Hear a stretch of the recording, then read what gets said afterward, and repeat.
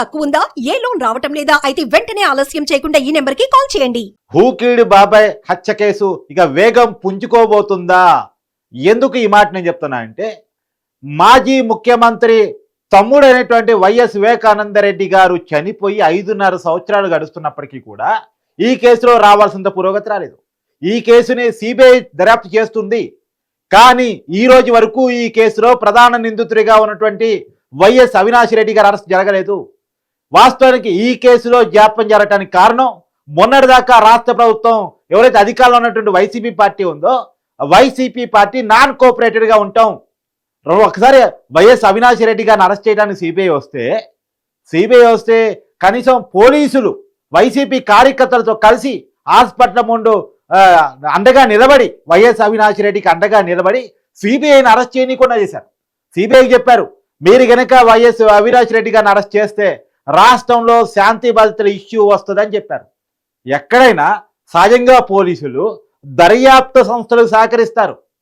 ఒక రాజకీయ పార్టీ కార్యకర్తలకు, ఆందోళనకారులకు సహకరించరు.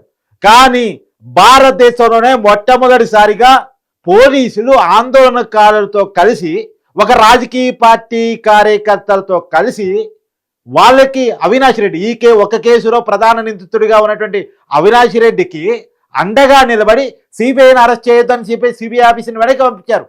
ఈ దేశంలో ఈ సంఘటన అత్యంత అద్భుతమైన సంఘటన, ఇంకెక్కడా జరగundదు. ఇది కర్నూలు వేదికగా జరిగింది. సో ఈ సంఘటన జరిగింది. సో వైఎస్ సునీత గారు మరింత మనస్తాపానికి గురయ్యారు. మా తండ్రి హత్య కేసులో ఇక న్యాయం జరగదా అంటూ ఆమె న్యాయ పోరాటం చేస్తూనే ప్రజా పోరాటానికి కూడా సిద్ధమయ్యారు. ఎవరైతే ఈ నిందితులు సహకరిస్తా ఉన్నారో, ఎవరైతే వైఎస్ అవినాష్ రెడ్డికి రాజకీయ పదవులు, పార్లమెంటు పదవిని ఇస్తూ, ఆయన్ని ప్రోత్సహిస్తూ ఆ తండ్రి హత్య కేసుని నిర్వీర్యం చేయడానికి ప్రయత్నం చేస్తున్నారు, మళ్ళీ ఎవరో కాదు, మళ్ళీ వాళ్ళ కుటుంబ సభ్యుడే, రాజశేఖర రెడ్డి గారి కొడుకు, తర్వాత వివేకానంద రెడ్డి గారు సాక్షాత్తు బాబాయ్ అవుతారు జగన్మోహన్ రెడ్డి గారికి. ఆ జగన్మోహన్ రెడ్డి గారే వైసీపీ అధినేతగా, రాష్ట్ర ముఖ్యమంత్రిగా ఉండి ఈ కేసు నిర్వీర్యం చేయడానికి చేయగలిగిన అన్ని ప్రయత్నాలు చేస్తున్నటువంటి కాలక్రమంలో వైఎస్ సునీత గారు తిరగబడి ప్రజా పోరాటం కోసం సిద్ధమై ఈ పార్టీని గెలిపి ఓడించాలి, ఈ పార్టీ కనుక మళ్ళీసారి అధికారంలోకి వస్తే నాకు జరిగిన అన్యాయం మరిన్ని ఆడబిడ్డలు జరిగే అవకాశం ఉంది, కాబట్టి ఇలాంటి రాజకీయ పార్టీ గెలవకూడదు అని చెప్పేసి ఆమె పొలిటికల్ ఫైట్ ఎంచుకున్నారు.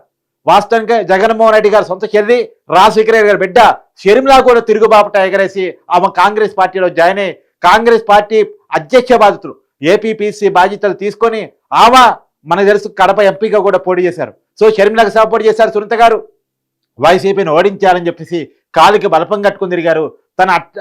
తండ్రి హత్య కేసులో ఏ రకమైన కుట్రలు జరిగాయనేటువంటిది ప్రజల దగ్గరికి వెళ్ళి వివరించే ప్రయత్నం చేశారు. సో ప్రభుత్వం మారింది, వాళ్ళు కోరుకున్నట్టే ప్రజలు తీర్పిచ్చేశారు. ప్రజలు తీర్పిచ్చిన తర్వాత ఇలా కూటమి ప్రభుత్వం అధికారంలోకి వచ్చింది. చంద్రబాబు గారు ముఖ్యమంత్రి అయ్యారు, పవన్ కళ్యాణ్ గారు డిప్యూటీ సీఎం అయ్యారు. ఇక చంద్రబాబు గారు అసెంబ్లీలోనే చెప్పారు, హూ కిల్డ్ బాబాయ్ అనేటువంటి దాన్ని ఖచ్చితంగా తేలుస్తాం అని చెప్పారు. సో కాబట్టి చంద్రబాబు నాయుడు గారి ప్రభుత్వం ఈ విషయంలో సీరియస్గా ఉంది. కాబట్టి సో మన హోంమంత్రి అనిత గారిని కలిసి సవినీయంగా రాష్ట్ర ప్రభుత్వం తరఫున ఈ కేసును దర్యాప్తును ముందుకు తీసుకెళ్లే దానికోసం, ఎందుకంటే ఒకటి రాష్ట్ర ప్రభుత్వంలో టీడీపీ కూటమి అధికారంలో ఉండటం ఒకటి, రెండోది కేంద్రంలో కూడా టీడీపీది కీలక పాత్ర కావటం ఒకటి, కేంద్ర దర్యాప్తు సంస్థ సిబిఐ ఈ కేసును ఎంక్వైరీ చేయటం ఒకటి, ఈ అన్ని కోణాలు ఇట్లా హోంమంత్రి గారి సహకారం. రెండోది ఇంకోటి కూడా సునీత గారు చెప్పేది ఏంది, ఈ కేసు దర్యాప్తులో రాష్ట్ర ప్రభుత్వం గతంలో సహకరించకపోగా ప్రభుత్వంలో అధికారంలో ఉన్న వైసీపీ పార్టీ ఆ నాయకులు తనని వ్యక్తిగతంగా బెదిరించే ప్రయత్నం చేశారని ఆ కేసు కూడా బుక్ చేసింది హైదరాబాద్లో. కాబట్టి నన్ను వ్యక్తిగతంగా క్యారెక్టర్ హననం చేయటం, వ్యక్తిగతంగా బెదిరించటం, ఇలా రకరకాల ప్రయత్నాలు చేశారు. కాబట్టి ఇప్పుడు వచ్చినటువంటి రాష్ట్ర ప్రభుత్వం నాకు అండగా ఉండాలి, ఈ కేసును ముందుకు తీసుకెళ్ళాలి, దోషులని ఖచ్చితంగా కఠినంగా శిక్షించాలి. ఎందుకంటే ఒక మాజీ సీఎంకి స్వయాన తమ్ముడు, ఇంకొక మాజీ సీఎంకి బాబాయ్ అయినటువంటి వైఎస్ వివేకానంద రెడ్డి గారు హత్య కేసులోనే న్యాయం జరగకపోతే, అంత పెద్ద వాళ్ళని చంపితేనే దోషుల్ని శిక్షించకపోతే ఇక సామాన్యుడికి ఏం న్యాయం జరిగింది? కాబట్టి సామాన్యుడికి చట్టం మీద ఒక నమ్మకం, సమాజం మీద ఒక నమ్మకం, ప్రజాస్వామ్యం మీద గౌరవం కలగాలి అంటే ఖచ్చితంగా ఈ కేసులో ప్రధాన నిందితుడికి శిక్ష పడాల్సిందే. అబ్బా ఆయన చంపితేనే దిక్కులేదు, ఇక మా పరిస్థితి ఏందని ఇంకోటి భావించకుండా ఉండాలంటే సామాన్యుడు గుండె మీద చేసుకుని నాకు రైపీలో రక్షణ ఉంది, గుండాలు రౌడీలు నన్నేమీ చేయలేరు, నాకు చట్టము పోలీసులు అండగా ఉంటారు అని ఒక సామాన్యుడు ఫీల్ కావాలి అంటే ఖచ్చితంగా ఇలాంటి వాళ్ళని చంపిన వాళ్ళని కఠినంగా శిక్షించాలి. అతను ఏ స్థాయిలోడైనా సరే, ఒక పార్టీకి కీలకమైన నాయకుడైనా సరే, అతను పార్లమెంట్ సభ్యుడైనా సరే, మంత్రి అయినా సరే, అతని హోదాతో సంబంధం లేకుండా అతను నిందితుడు అయితే అతని పాత్ర గనక ఉంటే దర్యాప్తులో చేర్చి, అది కూడా త్వరితగతిన, ఎప్పటికో 10 సంవత్సరాలు 20 సంవత్సరాలు కాదు, వాస్తవంగా మన దేశంలో కేసుల పరిస్థితి, ప్రత్యేకించి జగన్మోహన్ రెడ్డి గారి విషయంలో కేసుల పరిస్థితి అలానే నడుస్తుందని ఏపీలో ప్రజలు అనుకుంటున్నమాట. ఎందుకంటే మీకు విషయం చెప్తాను. 2011లో జగన్మోహన్ రెడ్డి గారి మీద 12 ఈడీ కేసులు నమోదైంది. 12 ఈడీ కేసులు నమోదైంది. 9 సిబిఐ కేసులు నమోదైంది. ఎప్పుడు 2011లో నమోదైనాయి. స్టిల్ ఇంకా కొనసాగుతూ ఉన్నాయి. ఆ కేసుల్లో ఆయనకి ఎరుగుపోయారు. 10 సంవత్సరాలుగా బెయిల్లో ఉన్నారు. ఇది వండర్ రికార్డ్. వాస్తవానికి 10 సంవత్సరాలుగా బెయిల్లో ఉండటం అనేది ఒక వండర్ రికార్డ్. కానీ 10 సంవత్సరాలుగా ఈ కేసులు ఎందుకు తేలలేదు? సిబిఐ వివేకానంద రెడ్డి గారి హత్య కేసు తీసుకొని కొన్ని సంవత్సరాలు అవుతుంది. ఈ హత్య జరిగి 5.5 సంవత్సరాలు అవుతుంది. 5.5 సంవత్సరాల కాలంలో కేసు తేలలేదంటే దర్యాప్తు సంస్థలు నిర్వీర్యంగా ఉన్నాయా, అచేతనంగా ఉన్నాయా, వాస్తవాలు తేల్చలేని పరిస్థితిలో ఉన్నాయా? ఇది ప్రజలు అడుగుతున్నారు. ఎందుకు జగన్మోహన్ రెడ్డి గారి విషయంలో ఇలా జరుగుతుంది? జగన్మోహన్ రెడ్డి గారి కేసులు ఎందుకు తేల్చట్లేదు? ఏ రాజకీయ కుట్ర, ఏ కుమ్మక్కు జరిగింది అనేటువంటిది ఏపీ ప్రజలు. అందుకనే న్యాయ పోరాటంలో లేట్ అయిన ప్రజా పోరాటంలో ఖచ్చితంగా అంతిమంగా న్యాయమే గెలుస్తుందని చెప్పేసి ప్రజా పోరాటంలో వైసీపీని ఓడించారు. 151 సీట్ల నుంచి 11 సీట్లకు పడేశారు. కనీ విని ఎరగని ఓటమి ఇది. మామూలు ఓటమి కాదు, కనీ విని ఎరగని ఓటమి. ఓ రకంగా చెప్పాలంటే వైఎస్ షర్మిల గారు తన ఎంపీగా ఓడిపోయారేమో, కానీ వైఎస్ సునీత గారు వేసే ఎన్నికల్లో పోటీ చేయలేదు, పక్కన పెట్టండి. వాళ్ళు నైతికంగా వాళ్ళ ఇచ్చినటువంటి వాదన అనేటువంటిది రాష్ట్ర వ్యాప్తంగా బాగా పనిచేస్తుంది. వైఎస్ సునీత, వైఎస్ షర్మిల, చివరకు వైఎస్ విజయమ్మ కూడా తిరుగు బాపట ఎగరేసి వైఎస్ షర్మిలకు మద్దతు చెప్పేసి జగన్మోహన్ రెడ్డి గారికి వ్యతిరేకంగా చేసినటువంటి ప్రచారం ఏదైతే ఉందో అది రాష్ట్ర వ్యాప్తంగా పెద్ద ప్రభావాన్ని చూపించింది. ప్రజా పోరాటంలో సునీత గెలిచింది. ప్రజా పోరాటంలో వైఎస్ సునీత గెలిచింది. ఇప్పుడు న్యాయ పోరాటంలో గెలవాలి. న్యాయ పోరాటంలో గెలిచి వైఎస్ అవినాష్ రెడ్డిని జైలుకి పంపాలి. అసలు వైఎస్ అవినాష్ రెడ్డిని కాదు, తను భావిస్తుంది ఏంది, దీని వెనకాల కూడా జగన్మోహన్ రెడ్డి గారు, భారతి గారు ఉన్నారనేటువంటి సునీత గారి అభిప్రాయం. ఎందుకంటే తను కేవలం పాత్రధారిని కాదు, సూత్రధారిని కూడా శిక్షించాలని పోరాటం చేస్తుంది ఆవిడ.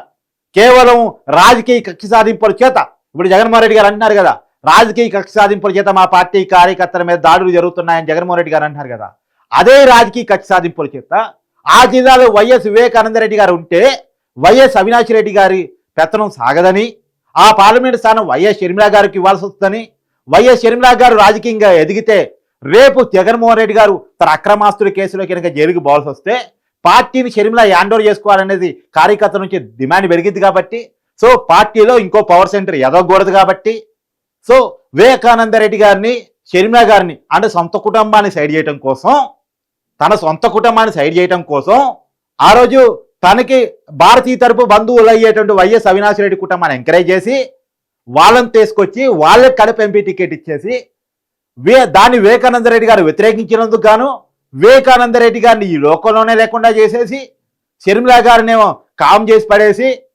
ఆ రోజు చేసినటువంటి ప్రయత్నంలో ఇవాళ అక్కడ ప్రజలు మంచి తీర్పునైతే ఇచ్చారు. ఈవెన్ కడప జిల్లాలో కూడా వైసీపీ కేవలం 3 స్థానాలే గెలిచింది. మిగతా మొత్తం 10 స్థానాలు ఉంటే పోయినసారి 2019లో 10కి 10 స్థానాలు కడప జిల్లాలో వైసీపీయే. కానీ ఈసారి కేవలం 3 స్థానాలు మాత్రమే. జగన్మోహన్ రెడ్డి గారు కేవలం వచ్చింది 50,000 మెజార్టీ మాత్రమే. మిగతా 7 స్థానాలు కూటమే గెలిచింది. సొంత కడప జిల్లాలో కూడా పరిస్థితి ఎలా ఉందో మనం అర్థం చేసుకోవచ్చు. కాబట్టి ఆ పరిస్థితిలో ప్రజలు తీర్పిచ్చారు, దాన్ని నమ్మారు. సునీత గారు చెప్పిన దాన్ని ప్రజా పోరాటంలో సునీత గెలిచారు. ఇవాళ న్యాయ పోరాటంలో కూడా గెలవటం కోసం తను హోంమంత్రిగా ఉన్నటువంటి అనిత సహకారం కోరటం కోసం అనితని ఇవాళ సెక్రటరియట్లో 2వ బ్లాక్లో సునీత గారు అయితే కలవటం జరిగింది. ఈ విషయాలు చర్చకు వచ్చినట్టు మనకు సమాచారం అందుతుంది. మరి ఈ కేసు స్పీడప్ అవుతుందా? ఎందుకంటే అసెంబ్లీలోని చంద్రబాబు గారు చెప్పారు, ఊకిడి బాబాయ్ అనే దాన్ని ఖచ్చితంగా తేలుస్తాం, స్పీడ్గా తేలుస్తామన్న విషయాన్ని చెప్పారు. కాబట్టి ఖచ్చితంగా ఈ కేసు ముందుకు పోయే అవకాశం ఉంది అనేటువంటి ఒక ఆశ సునీతలో కనపడతా ఉంది. ప్రజా పోరాటంలో గెలిచి నేను న్యాయ పోరాటంలో గెలిచి తీరాలి, ఈ ప్రజాస్వామ్యం మీద ఒక సామాన్యుడికి నమ్మకాన్ని కలిగించే విధంగా ఈ తీర్పు నా పోరాటం ఉండాలి అని చెప్పేసి తన పోరాటం అయితే చేస్తుంది. ఒక రకంగా ఒక ఆడబిడ్డ పోరాటం మామూలుది కాదు. చాలా వాస్తవంగా కడప జిల్లాలో వైఎస్ఆర్ కుటుంబంలోనే పుట్టినటువంటి సునీత ఆ కుటుంబంలో ఉన్నటువంటి ప్రధాన వ్యక్తిగా అధికారంలో ముఖ్యమంత్రిగా జగన్మోహన్ రెడ్డి గారు ఉండగానే అతన్ని ఎదిరిచ్చేసి కడప జిల్లాలో వాళ్ళ ఫ్యాక్చర్ నేపథ్యాన్ని వీటన్నిటిని చూడకుండా ఒక ఆడబిడ్డగా తను బయటకు వచ్చి పోరాటే రోజు, తను బయటకు వచ్చి మాట్లాడే రోజు, తన వెనకాలము ఎవరు లేరు. గవర్నమెంట్ ఏం వైసీపీది, ఆ పార్టీ ఏం కడప జిల్లాలో 10 స్థానాలు గెలుస్తుంది. వాళ్ళకున్న ఫ్యాక్షన్ నేపథ్యం అందరికీ తెలుసు. అయినప్పటికీ భయపడకుండా చెదరకుండా నిలబడింది, పోరాడింది, కోట్లకెళ్ళింది, అనేక బెదిరింపులను కూడా లెక్క చేయకుండా ముందుకెళ్ళింది. ప్రజా పోరాటంలో మాత్రం గెలవగలిగింది. న్యాయ పోరాటంలో కూడా తను గెలుస్తుంది అని చెప్పేసి మనంతో ఆశిద్దాం. Thank you.